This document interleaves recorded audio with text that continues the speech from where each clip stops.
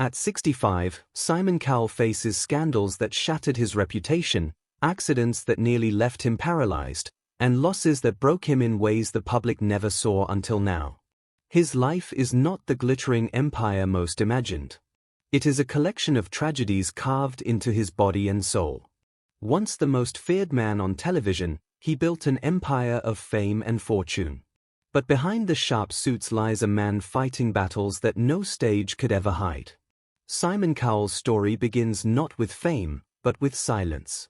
Born in 1959 in London, he grew up in a home that looked glamorous from the outside, but was fractured within. His mother, a ballet dancer, carried herself with elegance, but kept her emotions distant. His father, a music executive, measured love through achievement, never once telling his son, "I'm proud of you." For young Simon, affection was absent, replaced by cold expectations and constant comparison. School offered no escape. At Radlett Preparatory and later Dover College, he wasn't the star pupil, but the restless boy who clashed with authority and drifted on the margins. Teachers overlooked him. Peers outshined him, and the sense of invisibility took root. He scraped by academically, but each failure felt heavier than grades. It was proof that he wasn't enough. Those early wounds never left him. Years later, he would admit that his father's silence haunted him more than any insult. The boy, starved of recognition, would become a man determined to take it, no matter the cost. Rejection had carved scars deep into his childhood, but those scars would soon become the very fire that forged his relentless ambition. When Simon first entered the music business, it wasn't through a spotlight, but through the basement of EMI, sorting fan mail and carrying coffee. He was just another invisible face in the mailroom, ignored by the very producers whose stars he served. Each day was a reminder that in an industry built on fame, he didn't even have a name. He later confessed, "I was invisible in a world obsessed with the spotlight." Humiliated and restless, he walked away, only to come crawling back when rejection outside the company stung even worse. Those years were filled with quiet tears in office bathrooms, moments when Simon wondered if his life had already peaked before it had even begun. But the humiliation hardened him, turning pain into persistence. He studied not just music, but how power itself operated. In the 1980s, he dared to take a leap with his own label, Fanfare Records. For a brief moment, it worked. Pop singles like So Macho gave him a taste of visibility, money, and attention. Parties, champagne, connections, he finally felt like he belonged. But success soured quickly.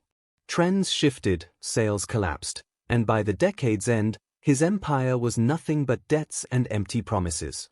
Simon returned to his parents' home in shame, sleeping once again in the childhood bedroom where he once dreamed of escape.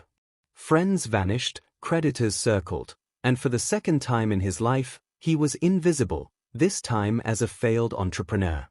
Later, he would admit, "That nearly broke me." Yet, even in that ruin, he refused to surrender, because what Simon learned in those ashes would fuel the rise that made him unforgettable. The collapse of Fanfare could have ended Simon Cowell forever. Instead, it reshaped him. Returning to the industry in the 1990s, he carried not pride, but desperation. At BMG, he rebuilt himself from the ground up, abandoning the idea of chasing timeless artists. Instead, he focused on what ordinary people loved, even if critics sneered. Sell records first, earn respect later, he would say, a philosophy born from necessity, not choice. That shift turned him into a quiet powerhouse. He signed acts others dismissed, Robson and Jerome, Five Ive, Westlife, names mocked by purists but adored by fans. Their singles soared to the top of charts, selling millions while so-called serious artists languished. He had learned the truth of fame. Perfection doesn't sell, emotion does.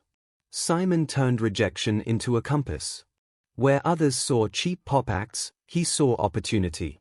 Where critics scoffed, he saw millions of fans ready to be heard. And with each success, he built the confidence to take his vision to the next stage, one that would not just sell records, but transform entertainment itself. Because the moment Simon Cowell stepped onto television, the world would never see him the same way again. By 2001, Simon Cowell was ready to step out from the shadows and into the glare of the cameras. When Pop Idol launched in the UK, many doubted him. They said he was too harsh, too cold, too unlikable to ever work on television. But what critics called cruelty, audiences recognized as honesty.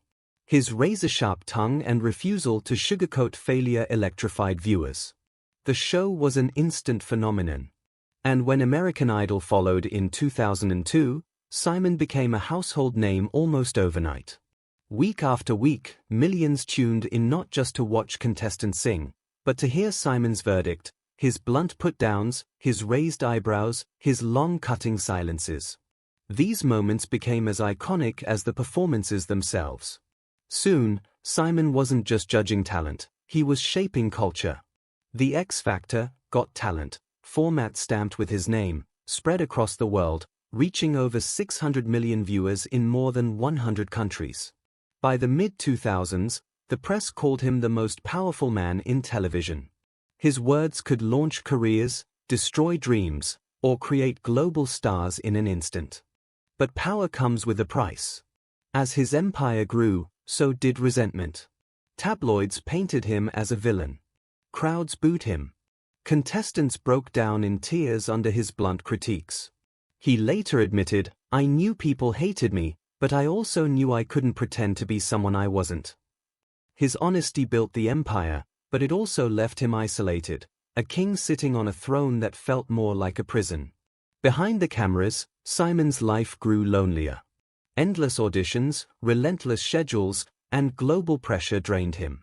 The laughter of audiences was replaced by silence when he went home at night. The boy, once starved of affection, had become a man starved of peace. And soon, the empire he built would come crashing into scandal. In 2013, Simon Cowell's carefully controlled empire was rocked by a scandal that blindsided even him. News broke that he was expecting a child with Lauren Silverman, the wife of his close friend Andrew. Overnight, the headlines screamed betrayal. The man who had built a career out of judging others now found himself on trial in the court of public opinion. It was one of the darkest moments of his life. Andrew filed for divorce. Friendships collapsed, and whispers followed Simon into every room he entered. For a man who thrived on control, the humiliation was unbearable. Years later, Simon admitted simply, "It was not something I'm proud of." No excuses, no spin, just regret. But from the ashes of scandal came the most unexpected salvation, fatherhood. When his son Eric was born in 2014, everything changed. The ruthless mogul who once measured life in ratings and contracts now scheduled his days around bedtime stories and Lego towers. "My priorities completely shifted," he confessed. The sharpest judge on television softened into a devoted father, often saying that Eric had saved him from a dangerous path. Still, the scars of scandal lingered. Trust was shattered, friendships were lost, and the guilt never fully faded. But for the first time, Simon found a role that mattered more than empire, being a dad. It was a fragile redemption, proof that even the most powerful man in television longed for something deeper than fame. Yet, just as fatherhood steadied him, life delivered its cruelest blows, reminding Simon that no amount of love could shield him from heartbreak. Just as fatherhood gave Simon Cowell a reason to heal, tragedy struck again. In 2015, his mother, Julie Brett, passed away at 89. To the public, it seemed a natural end to a long life. But for Simon, it was devastation. Julie had been the quiet anchor in his stormy childhood, the one person whose approval he always craved. "Losing my mom was the hardest thing I've ever gone through," he admitted softly. The grief stripped away the armor he had worn for decades.